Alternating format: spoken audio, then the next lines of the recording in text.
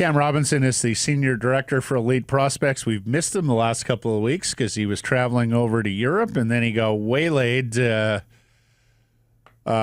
on the way home. So good to see you again, fella. Hope you're feeling better. Yeah, thanks. I know it seems like it's been forever since we chatted. I guess I had a little too much fun in Sweden there, and I had to pay the price for that week when I got home. Yeah, that's what happens when you get old, Cam. It really, really, really sucks. The beauty of air travel. Yeah. The JT Miller return game tonight, Cam, what are you anticipating?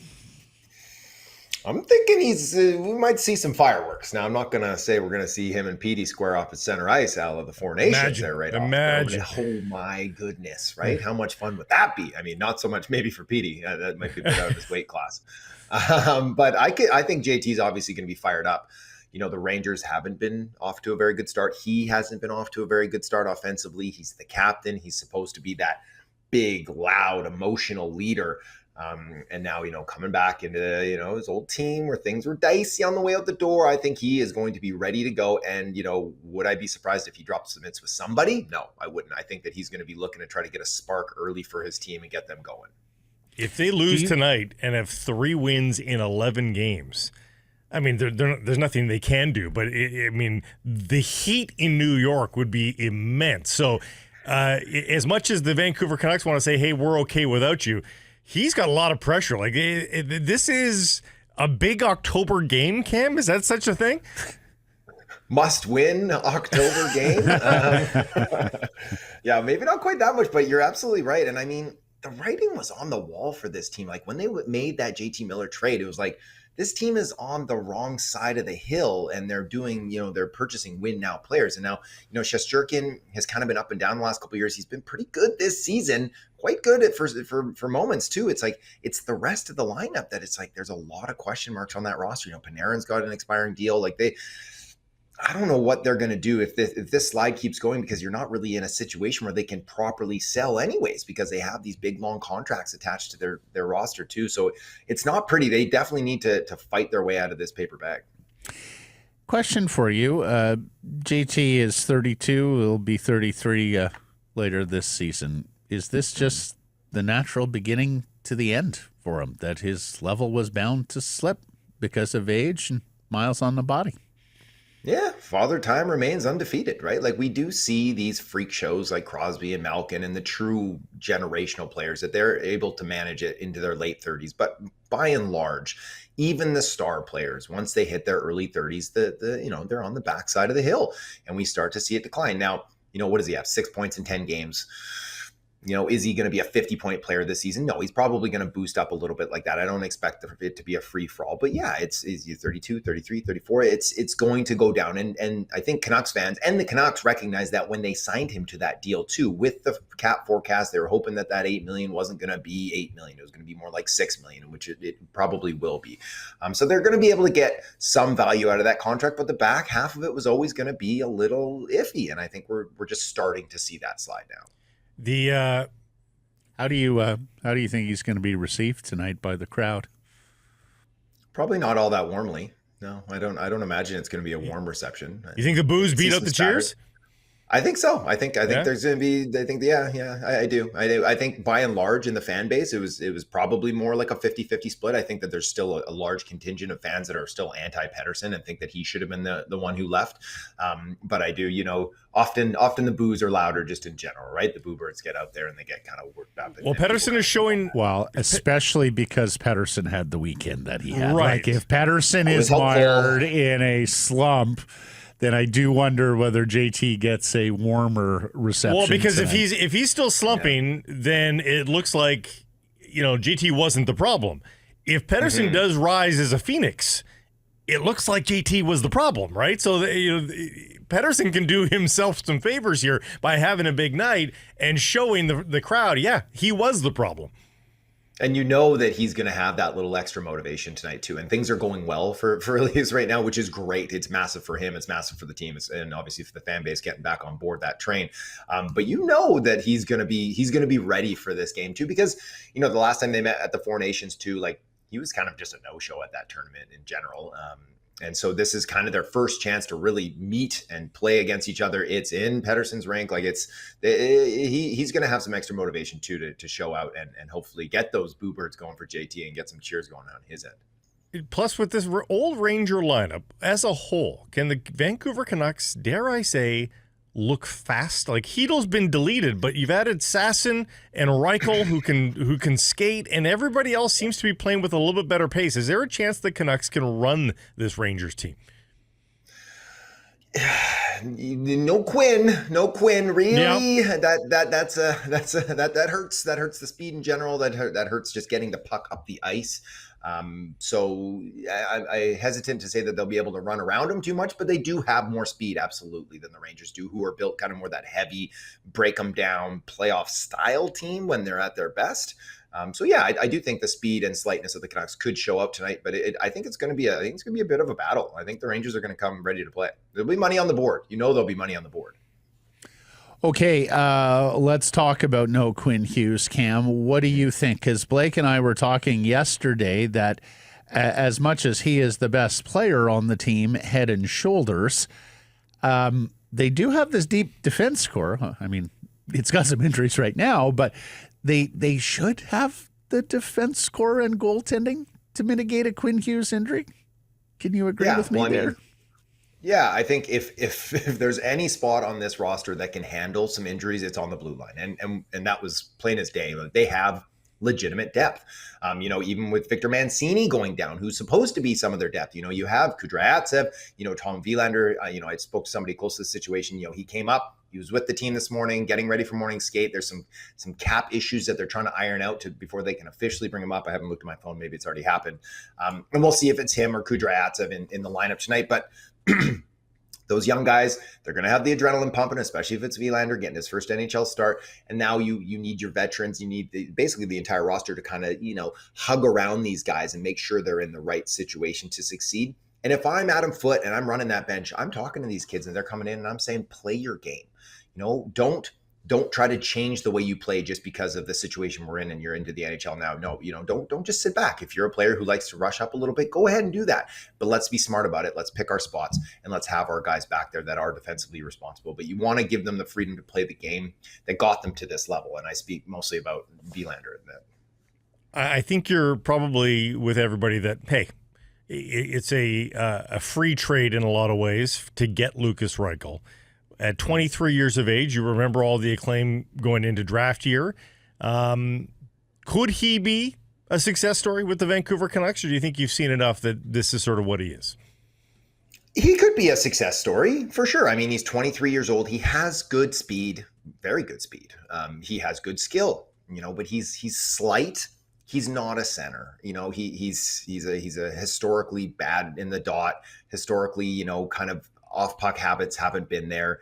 Two-way effort hasn't been there. But, he's also shown capable of being like an offensive driver, a point-a-game player at the AHL level, at international, the World Championships. He often plays very, very well offensively too. But, he hasn't been much more than a replacement level player since, 22, 23. And all those things were kind of there as a draft eligible too. I think we had him ranked closer to 50 than where he went 17th overall at EP that year. And that was, it just the projection of what is he actually going to be at the NHL level? Is he going to be a top 6 wing?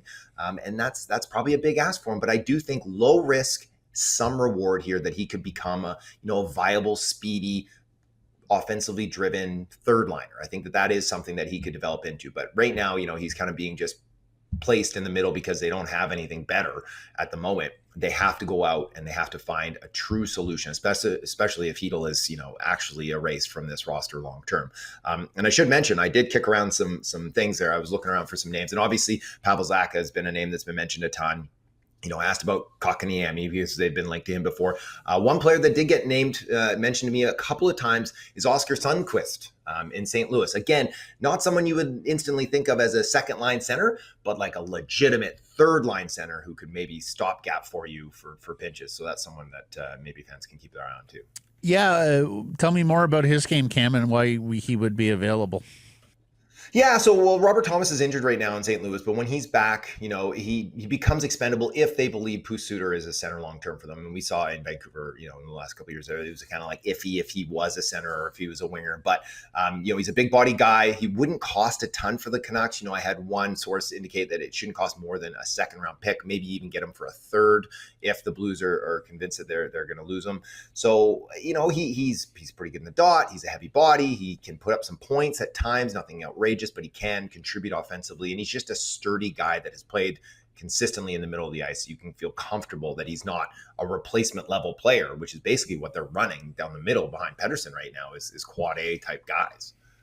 Have you seen progress from Max Sasson this year? Talk to me, because he did score in the first two games as a Canuck, 3 goals as a Canuck in the NHL action, despite playing in the AHL. But talk to me about Sasson's progress this year. Yeah, we talked about it last year too. He's a fun kid to root for, and not such a kid anymore. I guess he's not that young, but he has good speed. He has good tenacity, and at lower levels, he's shown that he can produce. I do think he is limited with his offensive upside at the NHL level, and I don't want to put a glass ceiling on anybody, especially when they're 24, 25 years old. But I don't see him really elevating out of a top 6 or a bottom 6 role in the NHL level. And if he can find himself and become like a competent everyday NHLer, I think that that's a big win for the Canucks in the spot that they got him for. And I think that that's a realistic outcome that could turn out for him. It's been a few weeks, so forgive the datedness of this question, but I did want to pick your brain on Braden Coots, Cam. Not that he has been sent down to the Seattle Thunderbirds. I think we all expected that the last time we talked about Braden Coots.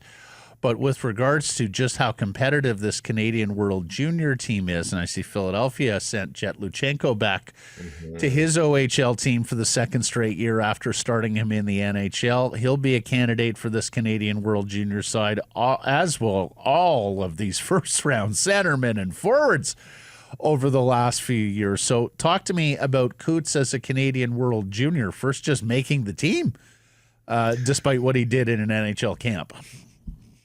Yeah, I believe we talked about this in the summer at some point, and I said he was going to have an uphill battle. As an 18-year-old with this roster, this team, especially up front, is very, very deep. I mean, if they had access to all of the eligible players on the blue line, it would be incredibly deep on the blue line too, but they're not going to get most of those guys. But he's did himself a big favor by making the Canucks out of camp. That alone has got Hockey Canada being like, this is a borderline NHL player right here, right? In the same mold as you're looking at Brady Martin. He got sent back too, but that's the same way. They're looking at him as, hey, that's a borderline NHL player. Really, I think it's going to hinge a lot on what happens with Misa, what happens with Berkeley Catton. I don't expect Misa to get sent back. I do expect Berkeley Catton to get sent back. So now you're looking at Catton, you're looking at Brady Martin, Jet Luchenko, Michael Hage plays in the middle of the ice sometimes too, and he's in blowing it up in the NCAA. There's a lot of really good players, but Caleb Desnoyers with that injury, I think that probably pushes him down and kind of bumps Coots maybe ahead of him too, especially if he has a good run here to start the season. So he's done a lot of good work and he's put himself in a good position. Now he has to go out on not a great Thunderbirds team and really kind of dominate and show that it's like, hey, even if I'm the 4th line center, you can trust me. If you need me to pop up and be the 2nd line winger, you can use me on your special teams. I can play that jack of all trades, that jackknife player. And that's what he is. He's a Swiss Army knife for Team Canada, and he's a leader, and he's got great speed. He's got great two-way stuff. So I think he's in a good spot, but it's not a lock, right? And that's tough to be in when you look as good as he does and you made the NHL roster at a camp. It's like, it's still not a lock, but this Team Canada team is going to be very, very deep. Yeah, I can see that Swiss Army profile appealing to the Canadian hockey management and coaching staff, plus all the intangibles that we've talked about with Coots. And as for the Thunderbirds, he is getting his big defenseman back, Radim Murtka, who was returned to the Seattle Thunderbirds this week as well. And so he's got a playmate there in terms of a big defenseman who's going to keep the puck out of his own zone. So rooting for Coots in a very big way here to make that World Junior team. It's been a while since we've had Canucks on the Canadians. Nice to have some CanCon. Absolutely. Yeah, for sure. No, it'll be helpful for him for sure. And I do think he has a very good chance to make it. And yeah, we'll just have to see. It's gonna be a fun tournament in Minnesota, that's for sure. Are you going? I'm going, of course. Yeah, I wouldn't miss it. Okay. Are you excited for So Frozen? what you're going to do, Cam, this time around, we have learned our lesson, is we're going to get a lot of rest. We're going to be really big on the vitamin C the week into the tournament, right? Because you want that immune system kicking on all levels, my dude. And then once you're there, settled, got a good rest in, adjusted to the climate and time, then you go have yourself a couple of nights with the Latvians, okay? Because we all know there ain't no kind of party like a Latvian party. Well, you've got a good rest day today. 16 NHL games, all staggered. If you're like us, you watched 7 hours of baseball last night. So why not 7 hours of hockey? Are you ready for that? Why not? Oh, absolutely. And the World Series too. Like this is the best time of year, right? This is it for us right now. This is key. I love it. Couch ass fusion. That's right. Exactly. Biggest sports week of our lives right here, right now. Where else would you rather be? Thank you, Cam Robinson. You're a gem. We'll catch up next week. Feel better, bud. Thanks, boys. Talk soon.